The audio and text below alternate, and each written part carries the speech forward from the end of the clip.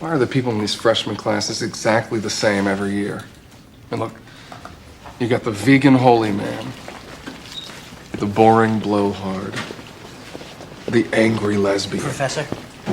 Professor? Professor? And here you got kiss ass. I just wanted to tell you that I looked up some of your paintings on the internet, and I thought they were really terrific. You get an A for the class. And Mom. I feel that I am finally about to ripen, artistically.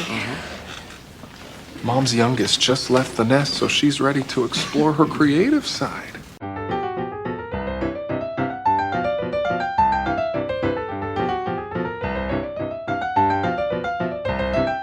Hello and welcome to Comic Book Movie Oblivion, the podcast about feature films based on comic books and comic strips that people have stopped talking about. We are your hosts, Jordan and Kumar, that's me. And me. And this week we are talking about Art School Confidential from 2006. Pause the podcast. There are some spoilers. If you plan to watch the film, you should probably pause the podcast. Because there is a serial killer mystery in the mix here, with like a who is the killer type question. On the other hand, I would like to add the caveat that I don't think you should watch this movie. Okay. So maybe don't pause the podcast. Okay. I'm going to say pause it if you're worried about the twist. There are a couple of twists and turns in there. Yes. If you're going to be into it. However, if you just I'm want to beginning to wonder if this segment has any purpose. Because we always say if you pause it if you want There's to. no point pausing it and then reviewing the movie. The pause podcast needs to be like halfway through or something. But then sometimes the spoilers are in the comic. This is a discussion There's no point, like, we could have had you know what I before mean we is- started recording. You know what I mean? Is like, it's like if you're not recommending the movie, then and sometimes it's a split vote. The only time I felt we really had to... Death Note week was when I felt that we really needed to urge people to pause the podcast. And this whole thing came up because we spoiled the Pluto TV series on Netflix. Oh yeah, someone got very mad at me about that. What? Yeah. I don't know. This segment might be saying bye-bye. Oh yeah. At some point in the near future. Maybe getting rid of Paul's podcast and adding more emphasis to Worse Than Veronica. Huh. Okay. We're not going to do that this week. Are you sure? Yes, 100% I'm sure. I did have a feeling you were not going to be happy with me this week. Good. Okay. So, Art School Confidential. This is actually a bit of a tricky one. This was a 4-page black and white feature. I'm not going to say story, which appeared in April. He does describe it as a story. He does describe a story. It appeared in April number 7 by Dan Clowes. April was Dan Clowes' one-man anthology series, so he serialized like Ghost World in there and stuff like that. I think he did about 23 issues before he switched to like a kind of graphic novel format or whatever. But he, apparently in issue 7, he needed like 4 pages of filler. And he did the best thing ever. Yes. Well, this was my favorite Dan Clowes mode, which is the rant mode. So sometimes it's almost like a Mad Magazine feature, and he used to work for Cracked, where it's just like a list of shit that pisses him off. Yep. And in this case specifically, it was stuff that he witnessed or felt about art school. Yep. There's a funny quote on Wikipedia about how once this came out, he went to Pratt, which is in Brooklyn, the Pratt Institute, and but he said once the story came out, he thought a few people who he knew went to art school would comment on it, but everybody came back to him and said, this was about my school, wasn't it? That's fantastic. And they recognized all the people in it. I believe that. All oh the my types, god. the archetypes. That's so good. So we'll go into, basically, as I said, it's just a rant. It's a 4-page rant. Well, it has a kind of framework, or a loose premise. It's called Art School Confidential, because it's in the breathless style of an expose. Yeah. So Confidential was a gossip magazine from, I think, the 1950s, and is the kind of the namer for LA Confidential, the novel and film, as well. So he's written about it. He says, I may look like an arts student, but actually I am an undercover journalist, and this is the story. This is why he calls it a story. Yeah. This is the story that blows the lid off a multi-million-dollar scam industry, which is the Bachelor of Fine Arts. Yes. And then he signs his name, Daniel Clowes, BFA. BFA, yes. Yes. Because he has one. Yes. And he's got his art student disguise, which is just him. Looking sad, as usual, and smoking a cigarette. So immediately get to, the headline is like, see, it blows the lid off $1 million, right, as you said. It's got that, like the gasping tone. Yes. See, the rich guy who draws worse than your 7-year-old sister, has been famous artist professors who couldn't teach a dog to bark, self-obsessed neurotic art girls who make their own clothes. And then he basically goes into how the teachers are just there to pick up chicks and a steady paycheck. Yep. And they're sweaty. I love it. Daniel Clowes is sweaty guys. Yes. They're sweaty as they're staring at like the attractive students. Yes, there's a guy, then we see a guy in his dorm room on the next page who, he says there are 2 reasons to go to art school. 1, no work. 2, loose women. So this guy has failed to do his assignment on time. He forgot to do his homework. So he wakes up, he's in his underwear, he's scratching his balls. He holds a toothbrush in one hand. He says, let's see, I guess I could hand in my toothbrush as a conceptual statement about consumerism. Problem solved, says the caption. There's a guy or a girl with a mohawk lying in the bed behind him. Snoring. Bzork. Yep. Then he talks about how most of the girls are super ugly, and I Want to Be Your Dog is playing on the stereo. They're at a party, and this ugly girl comes up to this guy, and she says, Dan Clowes. Yeah, she says, I want to be your dog, and he says, you and what army? And then the captain says, actual snappy comeback by the quick-witted young Clowes. Normally, Kumar, I would tell you off for going through a comic panel by panel, but because this is only 4 pages, I'm not going to go through all of it, but he does talk about how the beautiful art school girls are like completely messed up. Flighty, messed up. He talks about the models. Usually you're hoping for someone hot, but no, you get this hirsute. What is it? The hideous hirsute hippie and her freakish poodle-haired boyfriend. Yes, yes, exactly. I'm so thrilled to see the freakish poodle-haired boyfriend make his way into the film. Oh, yeah. Yeah, and much like this, it's like he's in nude for a very long time. And then even when he's not modeling, he's strolling around nude. Oh, he's shoving his crotch. Gross. He's thrusting his crotch out very close to these female students' faces as they're trying to sketch. When it's supposed to be the 5-minute break. Then he goes through the types. There's the technological wizard. This is a guy who's like made some kind of... This is my favorite. The stuff types. with wires and stuff. And the art teacher says, this is very nice, Carol. And Carol says, you didn't plug it in. There's a hopeless case. This guy has done a realistic portrait of James Garner in the style reminiscent of the Flemish masters. There's Joe Pro. This is a guy that's actually doing illustration work for thousands of dollars. And the caption says, he's just stayed here to annoy the rest of us. Yeah, there's Mom, quote-unquote Mom, completely talentless, rich housewife with too much time on her hands. Mr. Fantasy. Mr. Fantasy. Mr. PH Fantasy. Yes. And that's the Frank Franzetta guy. The first grunt, but not last grunt of the comic. Yes. I love it. Yes, he does all his he just does everything as a Frazetta-style barbarian painting. The macho art sadist, this guy does like obscene portraits of his girlfriend in sexually submissive poses. Yeah, plus, what really sells... I mean, these stereotypes are hilarious, but what really sells it is the breathless captions. Yep. Saying things... cultivates the sullen exterior of a real-life barbarian. Yes. Yes. Grim, sullen exterior, just like a barbarian. Yes. And it could only happen in art school. Now we get an anecdote about this guy who... This desperate fellow tried to pass off his trash dorm room as his final project. And supposedly one of his teachers went for it. The teacher is there saying, as an expression of frustration, this is not wholly invalid. There's a great panel where he says the rare is the pragmatist among art school professors. Only very occasionally do you come across someone who's willing to level with the students about their bleak prospects.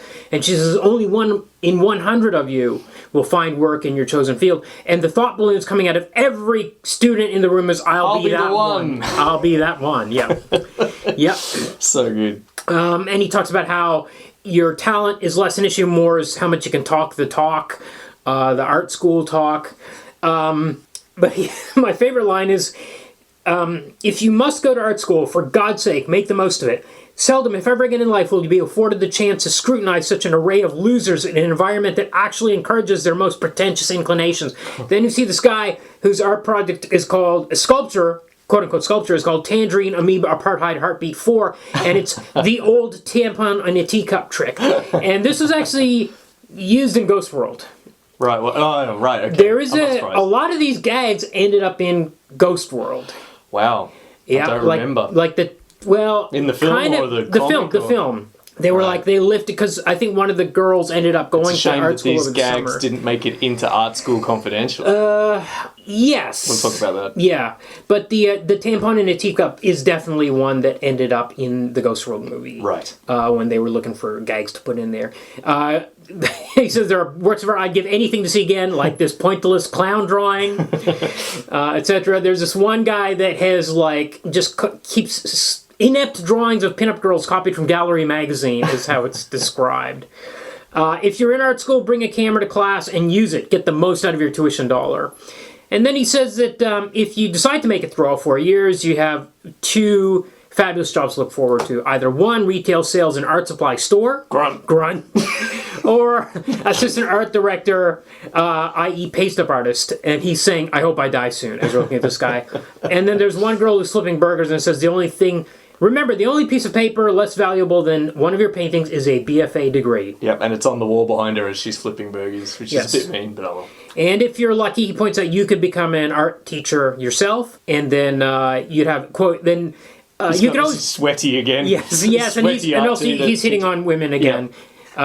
Would you like to pose like for to some model for me? photographs? Oh, yeah, I wonder if you'd like to pose for some photographs. And then the final panel is about a word of caution: never mention cartooning in art school because it is mindless and contemptible and completely unsuitable as a career goal. And the teacher is complaining about, is saying, I wish you had, I was hoping for something more substantial from you. And then the caption says, does spot illustrations for plumbing. Yeah, it's a bit falsely modest, that panel. I like it, but... I don't think 8 Ball was... Making money at that point? I don't know if he's making a huge... Well, some of those Fantagraphics alt comics were making money. He might have been... I don't know if he's surviving on his art career at that time, but yeah. Give him the benefit of the doubt. Yeah. Then. Yeah, you're right. He wasn't... when this came out, he maybe wasn't... he hadn't written Ghost World yet or anything like that. Okay. Yeah. Okay. Yeah. So maybe he's taking the piss. Yeah. Good. Well, yeah. Well, it is true that the art teachers would... He's talking about how the 100%. art views... The art school's perspective on comics. I dare say. I think it's so funny that people recognise themselves or recognise the characters from it because it feels heavily satirical and Yes. very funny. Yeah. The tone is so ludicrous. Yeah. This is probably my favourite Daniel Clowes comic. Yeah, I've read all the Rant comics dozens of times each. They're just because they're just like lists, and you forget all the crazy stuff happening because it's just flipping by you so fast. It's just his lists of things that he hates. Yes. This one's so memorable though. Yeah. I really do like this one a lot. Yeah. So that's it. We covered that in like 12 minutes. Bam. That's good. And we read basically every page. Yeah. Yeah. We read every line. Went through the whole damn thing. Amazing. Okay, now let's talk about this movie, which it actually does not say based on the comics. I noticed that too. In there. The sources are kind of like, if you look on Wikipedia, it says based on the comic strip art school Confidential loosely. If you buy the script book, right, the production book, behind the scenes, it's actually got a color version of this strip in it. Okay. And the font they use for the titles is the font that he uses for the... And the promotional poster has a Clowes drawing of Jerome, the main character. Yeah. Sweating. Yes. Yes. Yes, but that was interesting. And that's, just what... a week ago, we were telling Tim that it's very rare not to see the source material acknowledged in some way in the credits, and that's twice in 2 weeks. Yeah, and it's written by Clowes. The movie script is by Clowes, and I'm wondering what the... Maybe because he wrote the script, he doesn't have to say it's based on a comic. Is 2006 maybe still early enough that... But Ghost World was kind of was successful. You'd think that would be... They would say, here, buy some more comics as a cross-promotion. Ghost World's successful for a given value of success. I mean, Ghost World was liked by critics and audiences, but didn't make money. Mm-hmm. It was not financially successful. Okay. Terry Zwigoff's only financially successful film is Bad Santa. That's it, which is 2003. That's right in between these two, right in the middle. So it's kind of hard to place where they are, or at least, I don't know. It's, are these... how does the studio look at this writer and director? I think, I don't know. Maybe they felt... Do they trust them? Do they not trust them? Are they like, okay, Bad Santa's a big hit. Okay, we've got a critically acclaimed Ghost World. Okay, so we trust you two guys with this? Or we didn't mention that Zwigoff directed Ghost World and he directed this as well. Yeah. Yes, we forgot to mention that. And yeah, so the team's back together. Bad Santa's been a big hit. Yeah. I'd never seen Bad Santa, incidentally. Yeah, so now he's got some clout. Oh, Bad Santa's a great movie. Hilarious. Okay. And...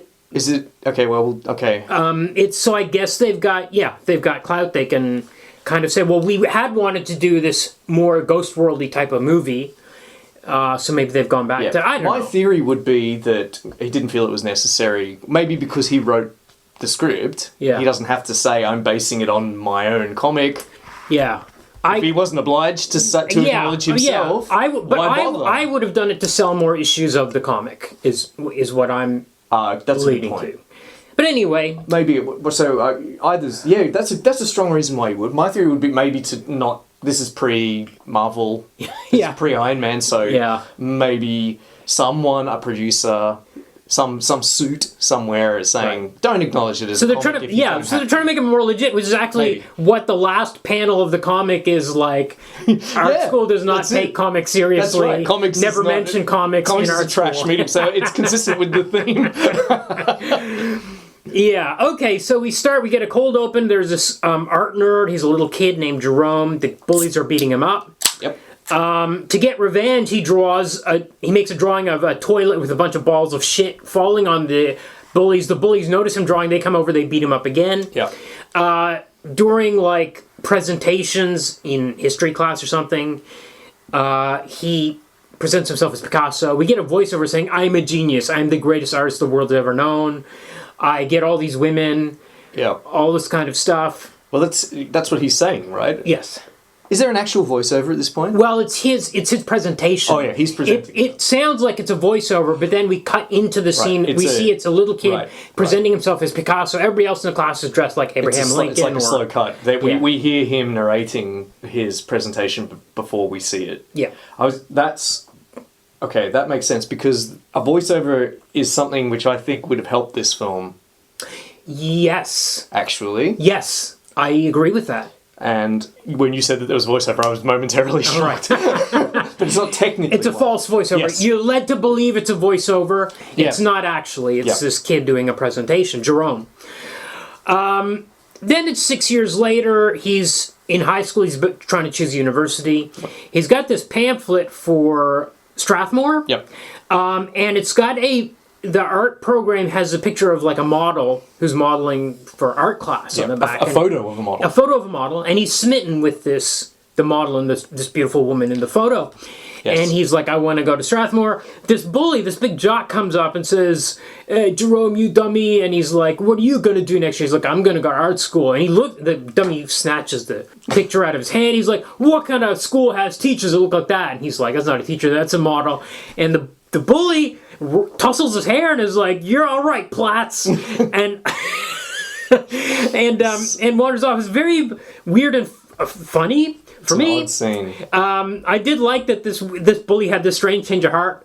He gets him in sort of a headlock or a half Nelson, and he says Platts says Jerome has done his homework for him, and he's presented his homework. He's passed his work, Jerome's work off as his, the bully. Right. So, like Jerome's like 18 years old and he's still doing work for bullies. Yes. Yes. Yeah. He's still pathetic. We learn later he's still a virgin. Still pathetic, exactly. Yeah. Right. So he is actually hoping to meet girls at art school. That's one of, especially this model in the photo. Yes, you're right. They do. Everyone's talking about girls a lot, especially in the first half hour of the movie. Yeah. I'd say the whole movie. But yes, it is like the whole movie. Yes. but especially the first half hour. Yes. And I think I wrote in my notes, is this American Pie? Because like they're just sort of relentlessly talking about picking up chicks and scoring with chicks. And I must say, the way they talk about, the way they talk about women, Yeah. it's not very, it's really crass. Yes. It's mostly the other guys. Yeah, yes, it is mostly the other guys, yes. It's an interesting thing because we have a comic strip, a 4-page comic that's not, he mentions it like 3 or 4 times in 4 pages. Who's there for the women or whatever. Yes. And the ugly women, the beautiful women, etc., etc. But you've got to put a structure around it. And they built a romance and a serial killer plot into this movie to give this rant a structure. Yeah. Now, I will say, I saw this movie when it came out. Okay. And at the time, I didn't like it because I thought there was too much emphasis on the serial killer stuff. Now, absolutely. At the same time, that's not unusual for Clowes' longer works. Like, he wrote this movie, and you can see that kind of stuff in some of his later works. There'll be some sort of thing about a cult. But the thing is, they never tie up nicely at the end of the book. There's still a lot of questions about the murders or the kidnappings or that kind of thing. Okay. It's not in a neat, tidy package like it is here. But it wasn't... Anyway, coming back to it this time, it wasn't as off-putting. But I did notice the romance plot a lot more this time. For some reason. I don't know why. Yeah. Okay, so well, now... I just wanted to lead with that, though. Okay. I was a bit uncomfortable with the way women were being discussed in these early scenes. So he arrives at Strathmore. Yep, we get opening There's a pretty credits. good shot. Yeah, the opening credits. There's a pretty good shot where we see the beautiful brick building, and then it pans down to this kind of like disgusting street. Rubbish everywhere. Well, it dissolves from the pamphlet, the picture of the school from the pamphlet that he's got. It dissolves into the actual school. Yes. And then we pan down, we see all the people that show up. So we've got all the types that show up. We've got like a skater. There's a guy going around with a video cam that's just shooting girls. There's this girl that's got like, she's covered in tattoos, but she's carrying a teddy bear. Yep. There's a girl that shows up barefoot and steps on glass. Steps on broken glass, yep. There's a dad that drops off his daughter and then turns to look at another girl who's bending over, who's the same age as his daughter. Yeah. There is a guy that shows up with a guitar case which falls open. It's full of drug paraphernalia. Bongs. Yes. So it's got all these sorts of types showing up. Yep. So this is like the comic. Yes, somewhat. Yes. Yes, we've got the types. Yes. You can recognise them. Yes. And he goes to his room. He's got 2 roommates. One is a very obviously closet homosexual, talks about his girlfriend, but he's like there for the fashion program. And his other roommate is in the film program. Yep. And he's trying to make a movie about this serial killer that's been going around. We've been learned that 3 people have been killed. Yeah. By the Strathmore Strangler. Yep. And he wants to make a movie about it. He's got financing from his granddad. He's on the phone. This actor is the guy from My Name is Earl. Yeah, and the big husky guy. Yeah, and he was also in Mallrats. He's in maybe a couple of Kevin Smith movies. I can't remember his name, sorry. By the way, Jerome is played by Max Minghella, who's Anthony Minghella's son, apparently. Okay. Yeah. You know, he was like the director of The English Patient. Oh, okay. Yeah. No, I didn't know. Let's pretend I did and you explain that for the audience's benefit. Okay. Okay, now we get to our first class, and it's taught by John Malkovich. John Malkovich? Yeah. John Malkovich is in this movie? Yeah, he's also one of the producers on this movie. It's fun. I don't understand what John Malkovich... Actually, the whole cast of this film... Not the whole cast, but a lot of the cast of this movie, I do not understand what they are doing in this movie. I understand what they're doing in this movie. What is John Malkovich in this movie? Why is Anjelica Huston in this movie? He's still got his art career on the side, which is kind of one of the types talked about in the comic strip. He's still kind of trying to get gallery shows going. He talks about his art career. He's on his cell phone to the gallery guy. Yeah, this is the character. Yeah, the character. The professor. This is the point where he says, let's be realistic, only 1 out of 100 of you are ever going to make it in your chosen profession. Mm-hmm. Continue with the speech. Unlike the comic, where we get all the art students stop balloons saying, I'm that one, which is such a biting, hilarious, razor-sharp moment, that's missing. Yeah. We get the line, but not the context that made it so hilarious. That just really sums up the way I feel about the whole film.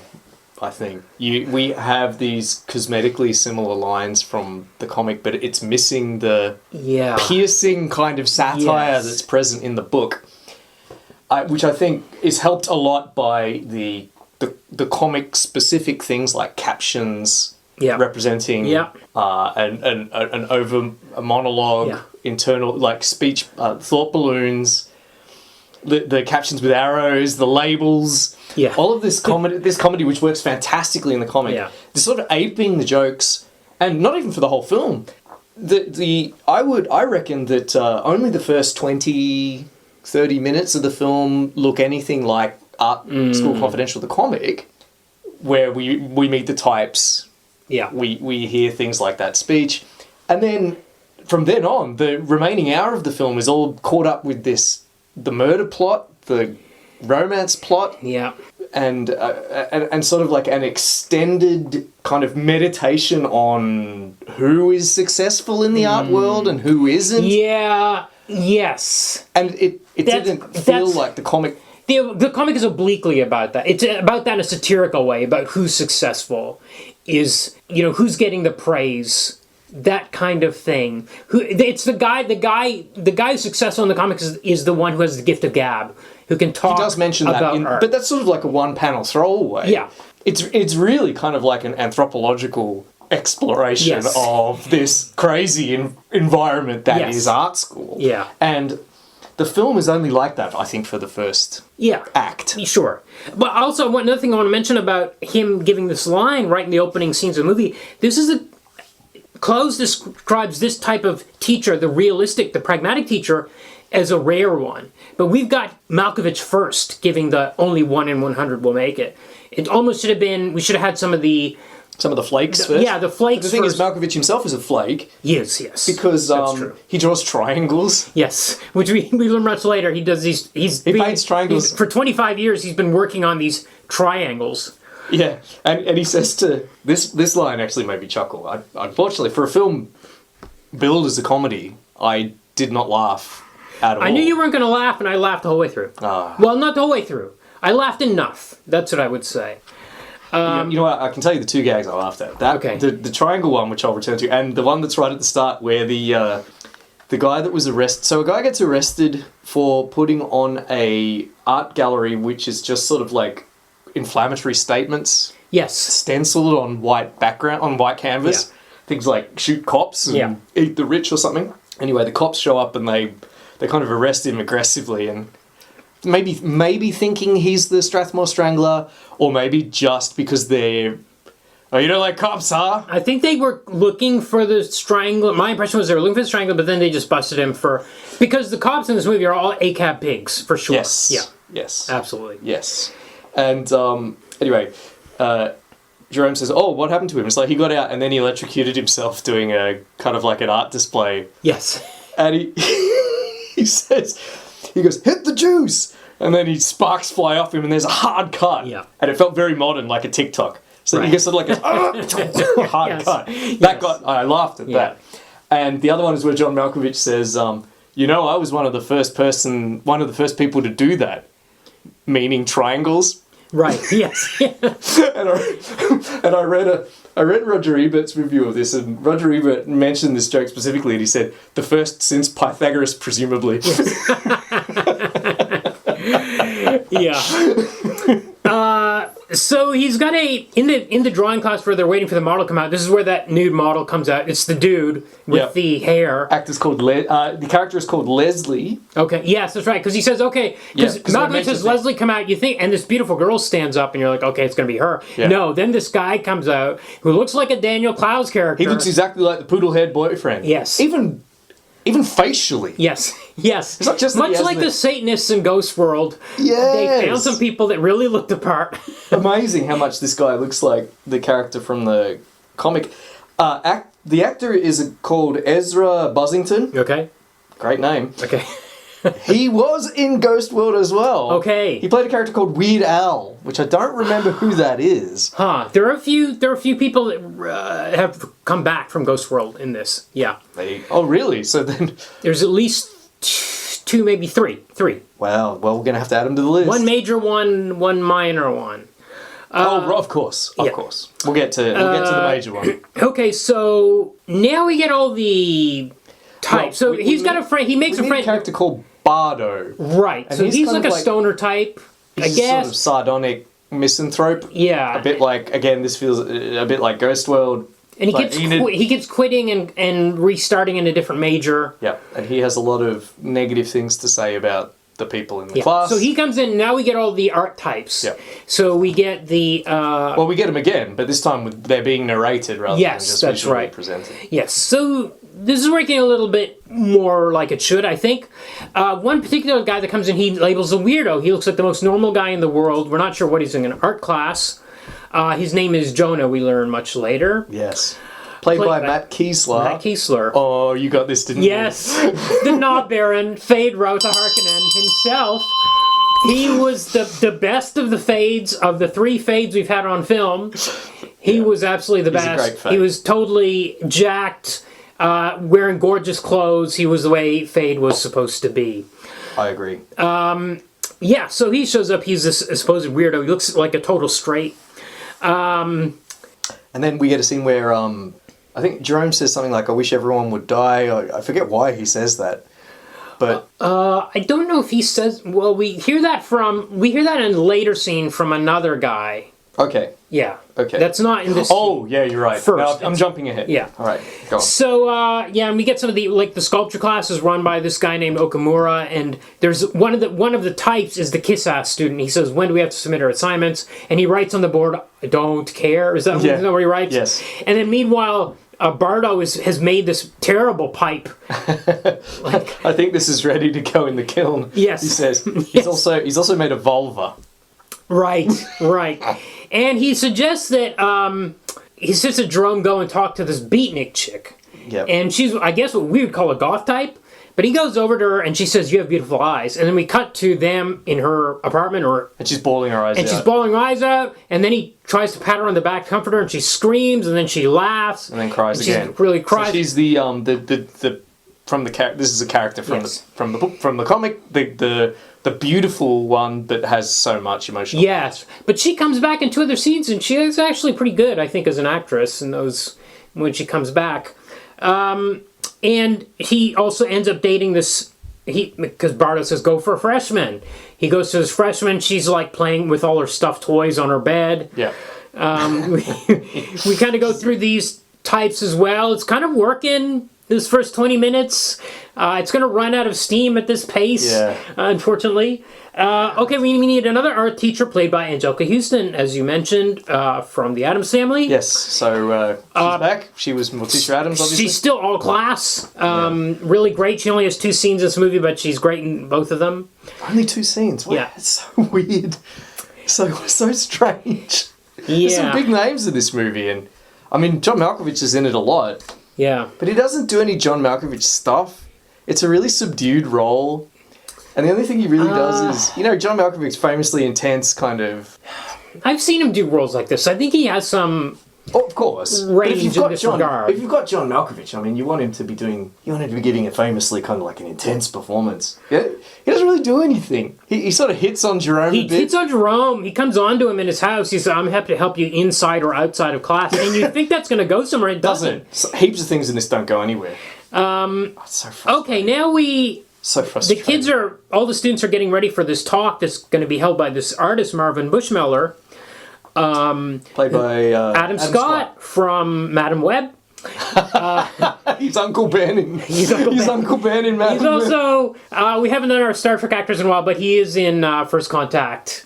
In the opening scene, he comes off of that ship that Worf was on, and yes, he is. and he's also in Hellraiser 4. Oh my God. Hellraiser in Space, that one. So a double space connection. That's great. Yeah. Yep. Played by Adam Scott is really great as a smarmy guy. Adam Scott is very He's born good to at play playing. smarmy guys. He's good at playing a really nice guy or a really smarmy guy. He can do them both, and he does a great thinking of asshole in this one. He's so great. I'm thinking of his character in Step Brothers, Yes. where he's Will Ferrell's brother and he's complete asshole. He's Yes. fantastic. Have you seen Our Idiot Brother? No, I haven't. Oh, well, there's a great Dune scene in that. It's worth watching for the Dune scene. Ding ding. So he comes in, he's like, hey, you want to watch Dune? Sure, I'll watch Dune with you. Father, the sleeper has awakened. You can't see what I'm doing, but I'm holding my finger up to my nose. Anyway, Hell yeah. there's a great Adam Scott bit in that movie. Yeah, so he's great, this kind of asshole. He's like, you'll never be great artists. You want to be great artists, you have to be me. Or you have to... he says that kind of stuff. That's tricky. He says that you have to be born a great artist, essentially. Yes, that's right. You can't learn it. That's right. That's right. His art, by the way, was drawn by Mark Mothersbaugh Yeah, from of Devo. From Devo. I saw that. His artwork in this movie. Well, there are three. Yeah, because there's plenty of art in this movie. Yeah. Some of it was by Daniel Clowes. Jonah's art was by Daniel Jonah, Clowes. which we haven't talked about yet. We'll get to it. It's like the worst crud art. It's really pretty amazing. But yeah, Dan Clowes did that. Yeah, okay. Anyway, okay, so finally we meet the actual model one day in class that Jerome had come to the school for. The one in the brochure, her name is Audrey. It's sort of the whole reason he came to the school Yeah. was hoping to meet Audrey. Yeah.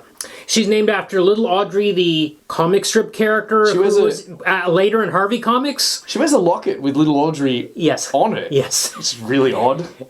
It's a very kind of Ghost World type of detail.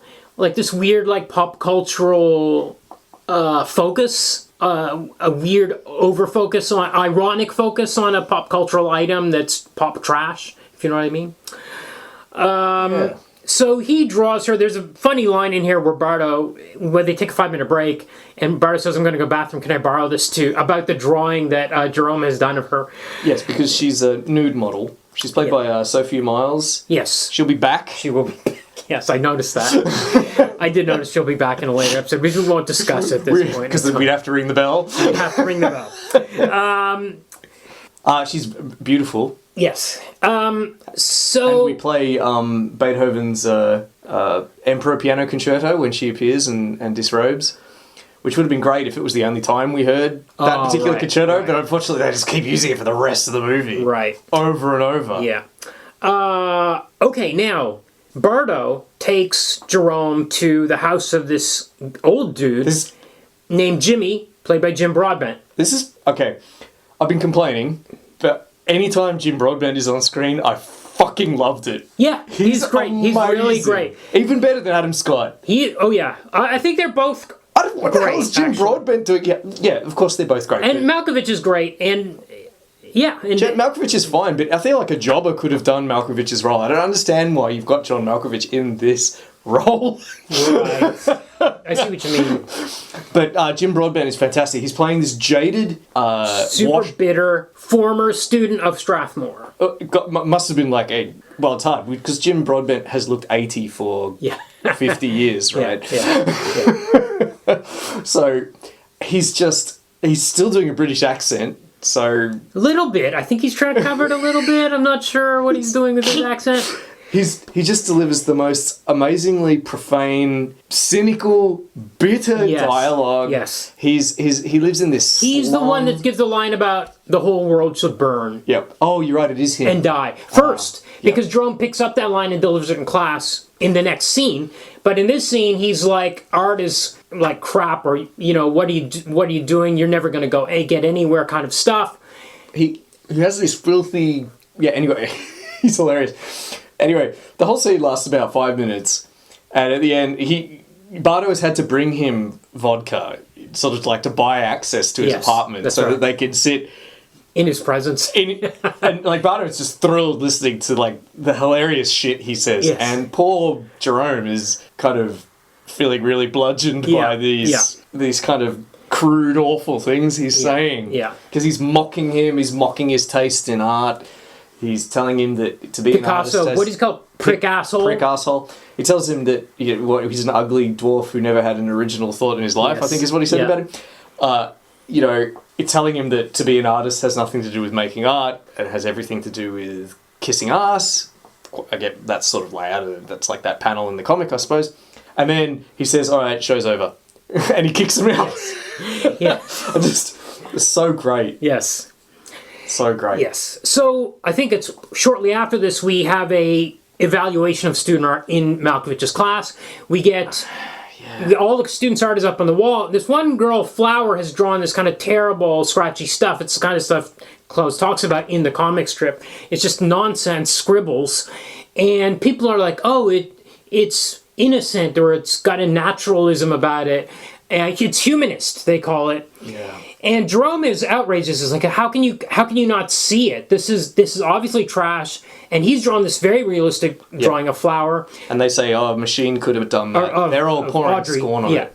Yeah, he's drawn a beautiful portrait of Audrey, and they're just pouring scorn on it. This is where This is where when they say it's humanist, he says, who cares about humanity? I wish humanity would burn. Yes, he's just repeating what Jimmy said to him. And the actor sells it, actually. 'Cause, like, he's sort of insincere and just sort of reciting it, trying to sound edgy. This film confuses me because Jerome is talented, genuinely talented, but he's also a massive poser because he says, and first of all, he says these things, like he copies people. He tries to copy people around him, and eventually, as we know, he ends up stealing art.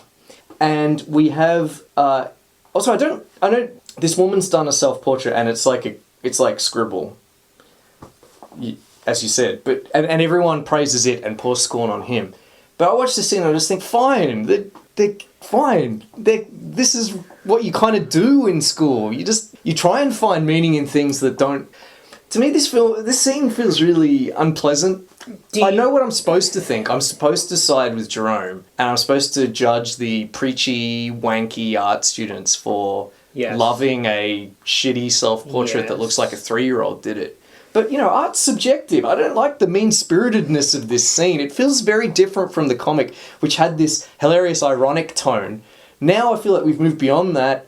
It's played very straight. We're supposed to...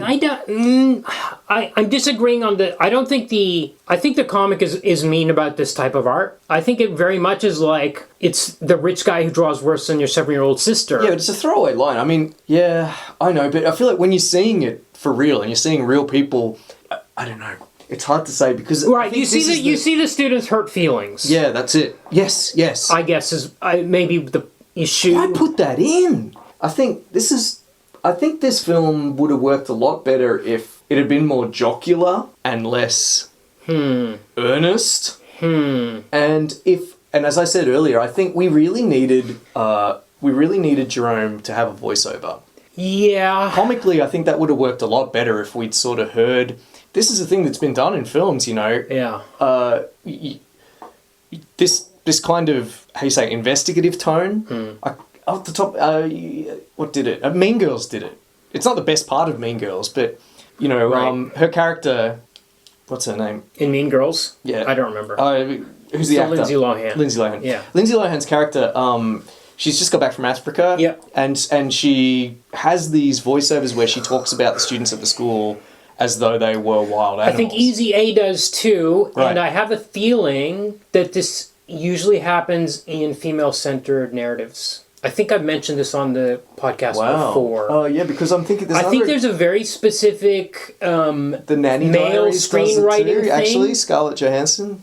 Yeah, there's a screenwriting rule that avoid voiceover, and I think it's a very male rule. I think because if you look at look at Sex and the City, that's your ultimate example of a voiceover that never adds anything to narrative. It's like, meanwhile, Charlotte was having her troubles. We didn't need that voiceover, but it's in there anyway. It's like a constant companion.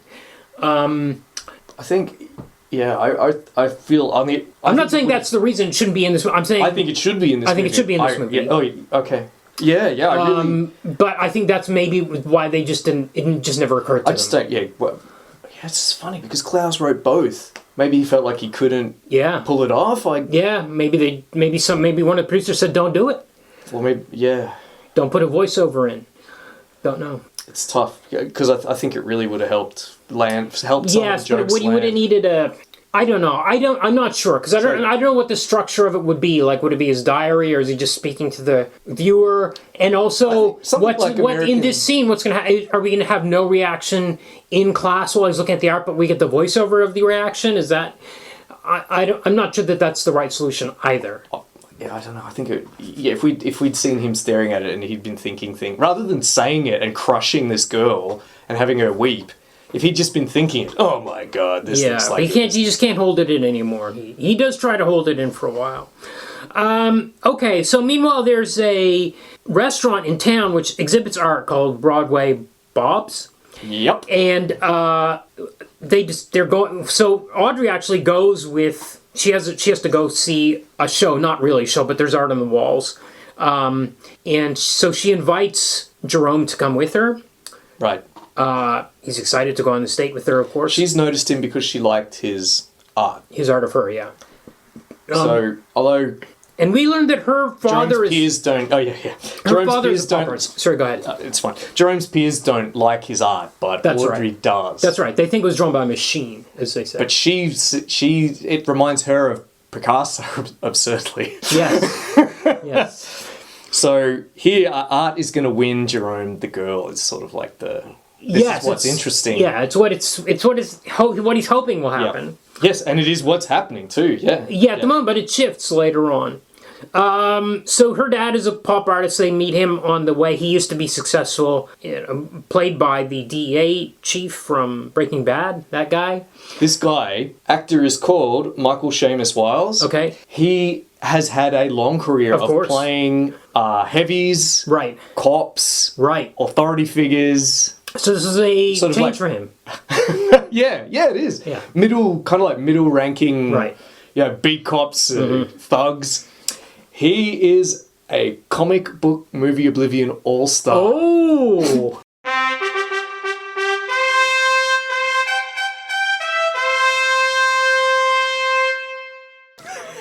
Oh, I can't wait.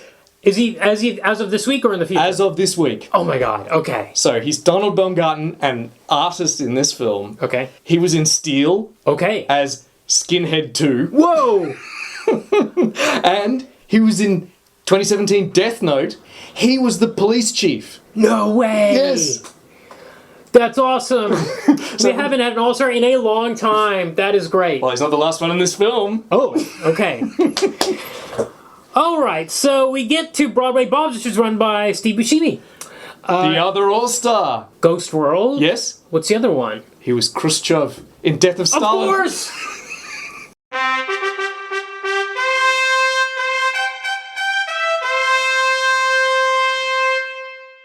Two All-Stars! Yes!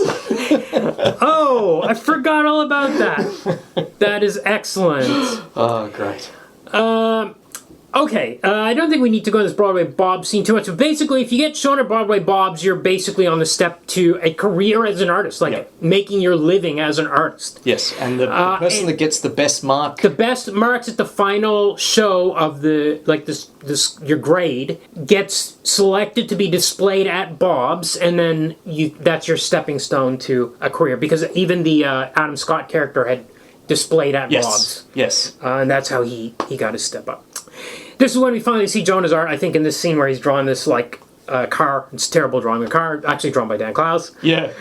So, this is weird. But everyone goes mad over it. Yes, all the students love it. They think it's it shows innocence or whatever. And they've got the gab, right? I don't know, because this is so strange. Dan Clowes does the art, so on a metatextual level, what's going on here? Dan Clowes has deliberately drawn shit art. Yeah. And then the character... The weirdo, yeah, the one that looks like a jock and acts like a jock, and it's but the jock has some kind of insight. I think we're supposed to. No, they think the students, the other students who have been idiots about Flowers' art are also idiots about his art. Yeah, but John Malkovich is about it too. That's right, but much like in the comic strip, the teachers also have no idea what good art is. Isn't that strange? I mean, again, maybe I'm just not very sensitive to art, but I didn't see it. I looked at Jonah's paintings. I thought, fine, right, fine. I wasn't buying into Jerome as the arbiter of all good taste when it came to art, and everyone around him being... That's funny in the comic because it's so... You know what? Because it's an ironic what's happening tone in the comic, but in the film it's being played earnestly, straight. Jerome really is the best at art. You know what? I think what's happening here is that there's no good art in the comic, except the comic itself. You never get to see good artwork. You only see the crap that the students and teachers are producing for ulterior motives. It's strange, but Jerome's favourite artist is Picasso, who famously didn't do... Well, he did do realist paintings. He talks about the realist stuff at the beginning when he's a little kid making that speech. He did do realist paintings, but that's not what Picasso is famous for. Yeah. Yet, Jerome's art is valued by, I suppose, him and us, the audience, by extension, because it's realistic. Is it a satirical jab that is not landing? Is it a jab that he likes Picasso but isn't actually drawing like Picasso? Is that supposed to be a gag that is not landing? Maybe. Yeah, but But nobody ever looks at it and raises their eyebrows and say, Picasso? Like, you're influenced by Picasso? Nobody... Why, yeah, it doesn't look like Picasso. It's Yeah, that's right. It's not Cubist. Like, it's so, like, yeah, I really struggle with what this film's trying to say about art and success. Yeah. I just keep thinking art is subjective and there's nothing wrong with what these people are saying, but I'm supposed to hate them. And I feel like without the ironic tone of Clowes' comic, it wasn't landing for me personally. Now, most people I think agree with you because I saw reviews where people say, aren't those art students hilarious, how stupid they are, and they don't know good art when it's staring them in the face. Here's another thing that's happening is we had a lot of this similar stuff in Ghost World in a kind of briefer segment because it was only when she was going to that summer school art class. And it was working really well there, maybe better than here because it was so brief and it was very obvious that their art was really... Well, I think it's obvious because it has like the teacup template. But we don't get any bad... We don't get hurt feelings in Ghost World. That's right, and it's so much briefer. Yes. It just has a chance, the joke has a chance to land and then we move on to the next scene. Whereas here it's like, it's the film? Yes. Yes, it's close to 2 hours out of a 4-page story. Yeah. Maybe that's... Okay, there's another murder. A woman is strangled. This woman was a regular... I recognize her face. She was a regular on True Blood, but she's also in Ghost World. Well spotted. It's as angry garage sale woman. Completely missed it. Completely missed it. No, you would have missed it unless you were like that. Her face is so distinctive. If you've watched every episode of True Blood, that's the only reason. He goes home for Thanksgiving. I thought there was a hilarious bit here where his parents go home. He goes home for Thanksgiving. He mentions his girlfriend. And Mom stands up. She's like, I have to go into the kitchen to get dessert. Honey, could you come help me? And the door swings open, and you see them overjoyed that their son has a girlfriend. And his sister turns to him and says, like, we thought you were gay. Which I thought it really, I did really laugh at that little bit. This is the point where he's on the kind of the going downhill a bit here. Well, now you mentioned Jonas starts bringing paintings and the class starts fawning over his Daniel Clowes' deliberately shitty art. Yeah. It's very simple, kind of very, I don't know how you would The next one is of a tank. It's just like a dinky car, like a tank. Yeah. Just in the middle of a yellow background. Of a primary colour. Yeah. This is where he goes to Sandiford's house. Sandiford is the Malkovich, the teacher. Yes. He goes over to his house. That's a great line about the triangles. I was one of the first to start doing that. Yes, and he comes on to him in what seems like an obvious way to the audience, but maybe not to Jerome, but nothing happens anyway. No. And now the students are going to have an assessment. They have assessments after Thanksgiving that's been building up to this. Yep. And Jerome goes in. He's gotten an A, but then he notices all the students have gotten A's on their artwork, which pisses him off, and he looks around, all the rest is just He junk. gets super bitter about it. Now, there was an earlier scene where John Malkovich is told by, I think, the Ernest, like the suck-up student or somebody, that they're cutting staff at the college. Right. And that unless their students get good grades, then that lecturer might lose their job. Again, yes, that's right. Doesn't really go anywhere. Yeah. But here, when everyone got the A's, I thought at first, oh, John Malkovich has given everyone A's because even though he claims to be an artist and feigned unconcern when that student raised that point, he's gone and given everybody A's. But no, that doesn't. Well, really what go it is anywhere. he needs a student to get picked by Broadway Bobs. But it doesn't pay off. Nothing happens. Yeah. Everyone gets an A, and then Jerome actually says, "Oh, it's just a participation prize. It's just we're just supposed to feel better about ourselves for getting the A. So that I was wrong. I don't think I was right. I think it was. I don't think it was related. Right. Meanwhile, his roommate, who was making an action movie about the Strangler, Yes. was convinced by the Beatnik girl to actually make an art movie. Yeah. Because he had auditioned her for a part, and she's like, "This is junk." Yeah. And now he's made this like really weird Yes. art movie. And his grandpa's really upset about it. Grandpa would finance a film, says, "I want guns," like a little kid. Yeah. Yes, he pouts. He actually He pouts. actually pouts about it. Yeah, that was actually kind of funny. Now, Audrey has sort of started seeing Jonah a little bit more than she's being seeing Jerome. Yes. This makes Jerome jealous. Yeah, She's going to a Bushmiller show, an art show. Yeah.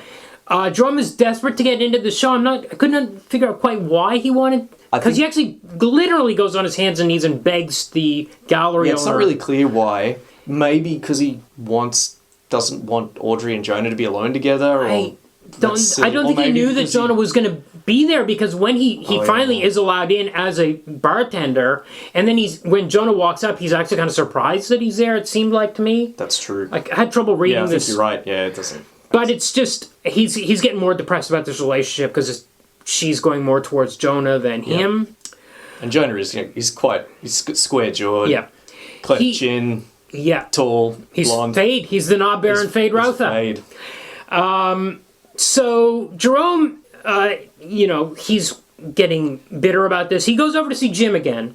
He finds out that Jim has been painting the murders. Yes. He's been painting the victims, and he seems to have trophies pasted onto the artwork.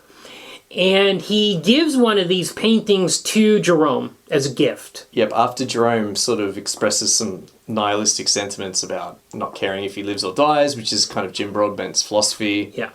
And Jim True Broadbent artist. also is like, he sees the newspaper news about the murder, and he's like, this is art.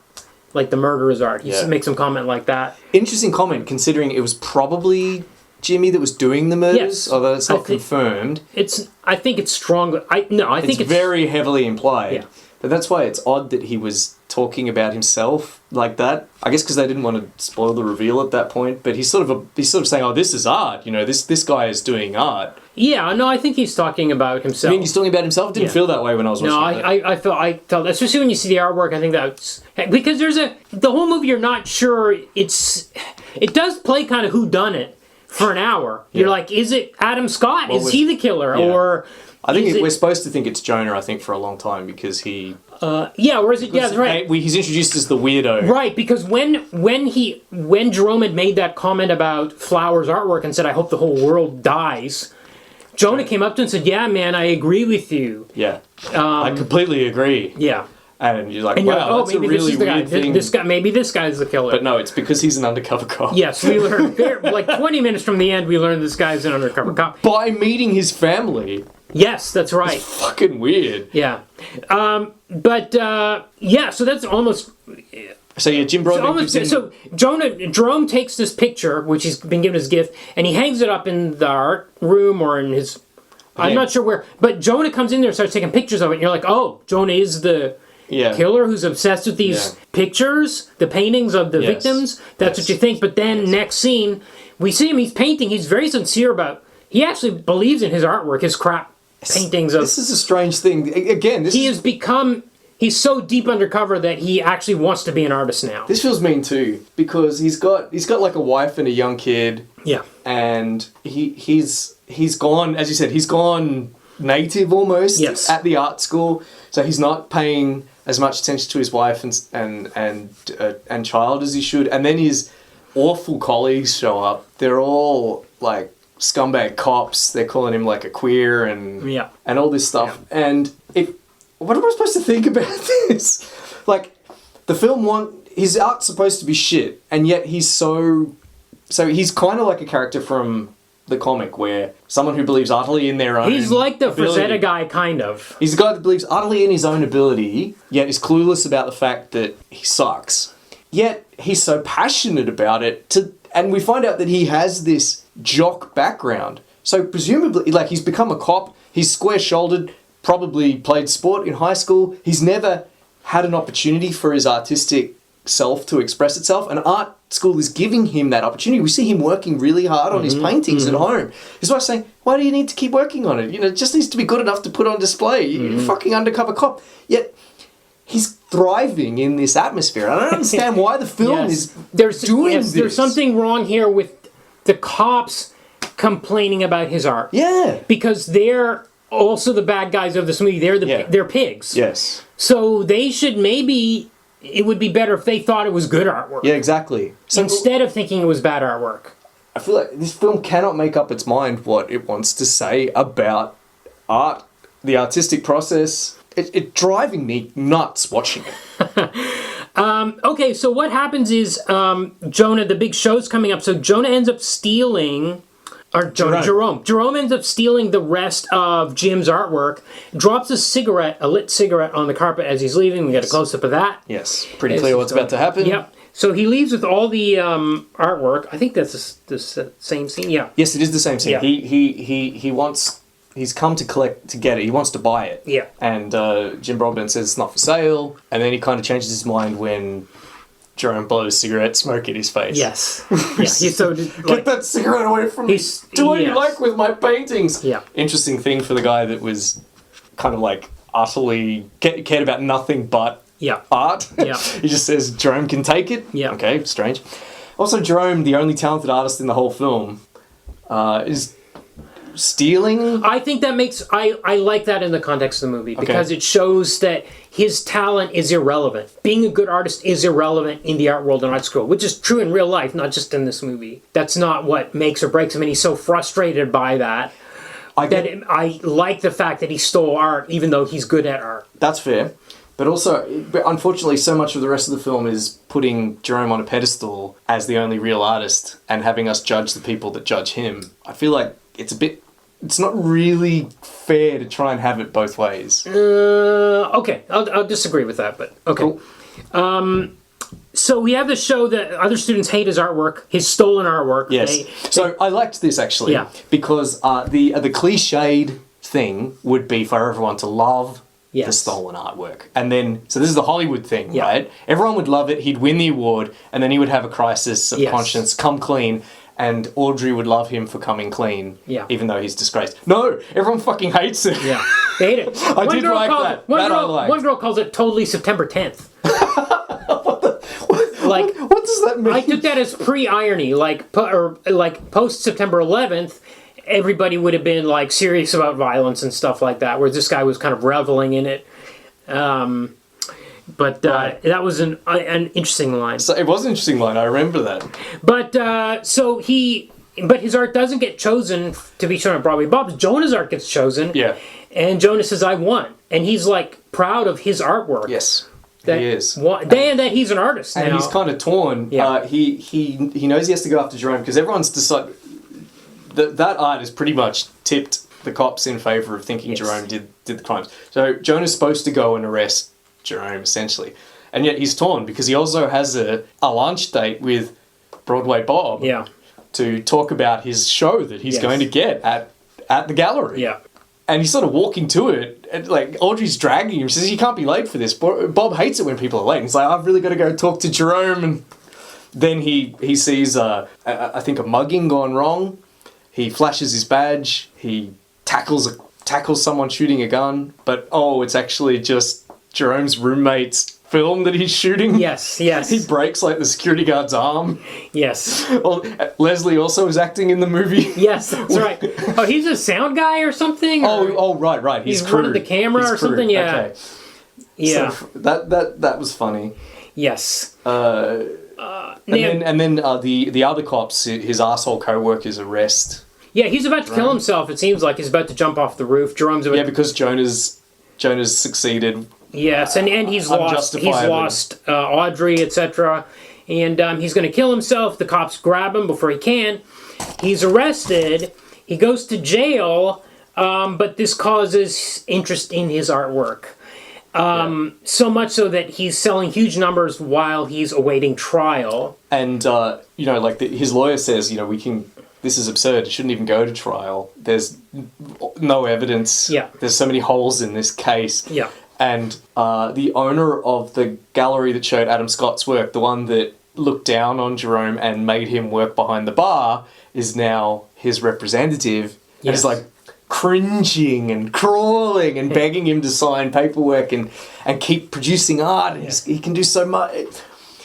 And then Audrey comes in and sort of kisses him through the glass. Yes. So he's got together with Audrey. So pretending to murder someone has got him fame and the girl. Yes, and I like this because they didn't reverse it. They didn't, like you said, they didn't have that Hollywood ending. They actually left it with him being falsely accused of this crime. He actually did end up killing everyone in that building that he set fire Yes, to. he did. So Negligent homicide. He has caused. So he is in jail for the wrong reasons, but no he's one in would buy jail. his paintings if he was an arsonist. That's right, and not and a strangler. And I like that about it. I like that was the only way he found success. It is good. You know, it is consistent with what we'll laughably call the message of the film, which is that success in art is not dependent on talent, but rather on coincidence, the gift of the gab, or luck. Yeah. There's a bit where it looks Jonah's. It looks like I don't know what Jonah the only one that seems to be really cares about art for art's sake. Oh, and Anjelica Huston maybe. Yeah. Because Jerome just sees art. What does Jerome want? Art. He wants art to be famous and sleek. He wants to be the Audrey. greatest artist in the world. And he wants Audrey. Yeah. Anyway, Jonah, who I guess we're not supposed to like, is the only character that actually seems to be inspired to make art for its own sake. He sits in the back, after presumably a really kind of repressed, macho upbringing. He asks his boss if he can sit in the squad car with Jerome on the way to the lockup or what have you. Yeah. And he says to him, "So did you really do it?" He doesn't even. And Jerome just sort of shrugs, and then he says, "My art was good, right? I could have made it as an artist. Do you think?" And Jerome just sort of looks at him and says, "I don't know. I don't think so." Or says something like that. I could have made it as an artist. No, I don't know about that. Right. Okay, I'll tell you what I was liking the ending. The roommate has switched to making a documentary called My Roommate the Murderer, which reminded me of my friend Dahmer. But I thought we should have had phrases on every student in the art class and had Animal House style on-screen text of what they did in the future. Yeah, that would have been funny. Yeah. Yeah, a bit more of that. Yeah, because we only get a couple, actually. We just get... Everyone's kind of... Some people are thriving because of what's happened to Jerome. So we see John Malkovich's character wearing a suit and behind a desk. Yes, and he's talking about art versus the artist, which I thought was relevant. More relevant than ever. We talk about it all the time. Yes. Separating the art from the artist. That was good as well. I like that bit. But I would have liked some satirical stuff like in the comic of, like, this guy ended up running a Fortune 500 company, or this guy ended up in the gutter, or, that kind of stuff. That would have been funny and a bit... Yeah, I think that's one of my... One of my other big problems with the film is that the tone is so... It's not jocular enough. Right. I think it's Zwigoff just doesn't... I think it's his direction. I don't think he does lighthearted. But the musical choices, for example, the music is really downbeat. Mm-hmm. And these scenes where Jerome is in prison and his agent and lawyer are coming to see him, and Audrey comes and sees him, and we get the shots with Steve Buscemi ranting about the First Amendment. I can choose fucking paintings if I want. Yes. And John Malkovich and even the girl in high school that he drew a portrait on a napkin for. Instead of having kind of like a light-hearted musical motif to kind of say, look at the funny shit that's happening. Instead, it's just really somber, and it's mostly Beethoven over and over, the piano concerto. And a lot of times during the film, when murder stuff is happening, stuff related to the Strangler, we get some ominous music in a comedy. Like, we're getting a lot of Yeah. So it's such an odd... And I think that makes sense for the murders. But you're right, the Beethoven and other places probably is the wrong choice. I think it really... Yeah. I think... Well, should we move on? Yeah, give us your trivia. Okay, I absolutely do not have a lot of trivia this week because this film has a very small digital footprint. Okay. I looked, but I could find very little. It was not a success, Budget was 5 million, box office take 3.3 million. Okay. Critically divided, Okay. but audiences, didn't go for Yeah. it. Yeah. The film pretty much ended Zwigoff's career in the short term. Yes, but he didn't have he wasn't making a lot of movies. No, but I mean, he's sort of on an upswing. Yeah. He did the that's Crumb true. thing in the 90s, and then he'd Then done Ghost Ghost World, World, which and then- people liked, critics liked anyway. Then Bad Santa's a big hit, Yeah. and now his next film, another collaboration with Right. Clowes, did badly. Okay. So, and I got a quote from him. I found an interview. Question: would you collaborate with Clowes again? Maybe. Now is not a good time to collaborate after that last fiasco. That didn't go so well. Art School Confidential nearly ended my career for good. It was very hard to get another film going after that, still trying. This was in 2012. Was it that big of a blow? The interviewer asked him. It was really negatively received, both at the box office and critically. Everybody hated that film. I didn't think it was so bad, at least compared to all the other shit out there anyway. It was certainly just as good as any film in the marketplace. And I'm not saying it's a great film, I'm just saying it's better than most of the dreck. You have to go back to the 30s and 40s to see a film that's any good. This is from the guy that made Bad Santa. seems like a real R. Crumb thing to say as well, about the 30s and 40s. Yeah. But that's about it. All right, votes. Okay. Comic, it's easy yay for me. It's Same. a Clowes classic. Love it. Yeah. Absolutely love it. The movie. This is a yay for me. Now, I know I'm the first guy to say there's a lot of stuff not wrong. I mean, there's a lot of stuff wrong with it. There's enough here that I'll give it a yes. I liked it more than I liked it the first time I saw it 15 years ago or whenever it was. All right. Fair enough. I mean, good on you for voting yay, especially since all we've done is talk about we've been talking mostly about the problems with it because that's all I've wanted to talk about. So that's fair. Obviously for me, nay. I think think this film's pretty bad, frankly. Yeah. It's as far as I also voted nay for Ghost World, you might remember. Yeah. And some of the things I didn't like about Ghost World are present here as well. Everyone's awful. Yeah. No one's likable. Everyone's sort of unpleasant and nasty, with possible exception of Audrey. And the trouble with Audrey is that she doesn't really have a personality. I don't really know what Audrey wants. Yeah. Or what she even does. Why does she even model for the art school? Yeah, that was not even clear. And I think that's brought up as a point that's not clear.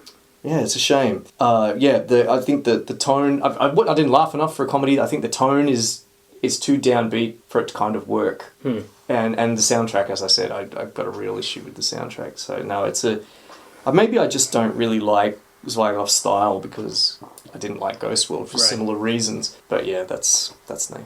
All right, adaptation. Well, it's weird because it seems to say it's not an adaptation. It's self-claiming that it's not. Or it's denying that it's an adaptation. Good point. I don't think it works as an adaptation because it's missing the tempo and the absolute rage of the comic. Non-stop 4 pages of rage.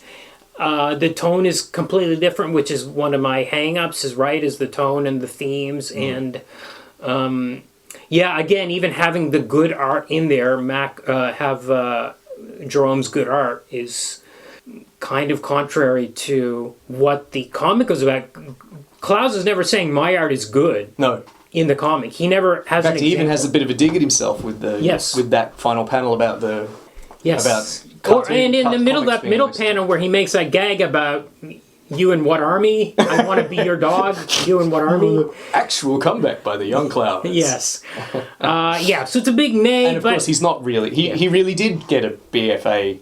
That's right. And he wasn't an undercover reporter. That's right. He sincerely got one, yeah. Yeah. Oh my God! What if they made this movie about an undercover reporter? Why not? This is what I feel like. If we talk about my opinion of the adaptation, I also agree that it's a poor adaptation. It's a nay for me as well. After the first 20 minutes of the film, it's nothing like the comic. I think it concerns itself with utterly different things, which feel like I suppose Zwigoffian themes. I would think this film could have really worked as playing the premise of the comic straight. Like, what if it had been an undercover? Do that. I guess Jonah kind of is an undercover cop at school. But the murder plot and the romance kind of shoved in. There are films that don't that are light on plot and are all about absurdist observations. There's a film that I've talked about a couple of times in the past, I think in the Ghost World episode and in the Harold Teen episode, which is Napoleon Dynamite. Right. One of my favourite movies. Napoleon Dynamite is very light on plot, and it's just all about nuts observations. What did Roger Ebert say about this one? Because he hated Napoleon Dynamite. He really liked this one. Okay. Yeah, he did. He didn't much like the serial killer stuff, Yeah. but he really enjoyed the art school observations. Right. And in fact, I recommend that listeners read Roger Ebert's review because it's quite funny and interesting. Maybe we'll post it in the show notes. Okay. But yeah, I think there something like American Splendor, even more comic book conventions, a voiceover, a more irreverent vignette style of storytelling, and less trying to shoehorn in some sort of nonsense about murders, and maybe less musing about the nature of art and more just fun observations of loonies.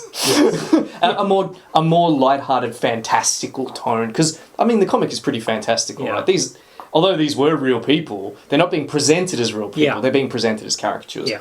The negative realism and misanthropy of the film I found really hard to come to grips with, and didn't feel much like the comic at all. Okay. Okay, please like, rate, review, subscribe on whatever platform you use. Please join us on Facebook or Instagram or Blue Sky if you want to DM us or send us a comment. Send us a DM or leave a comment. By the way, nothing's going on in the Facebook group.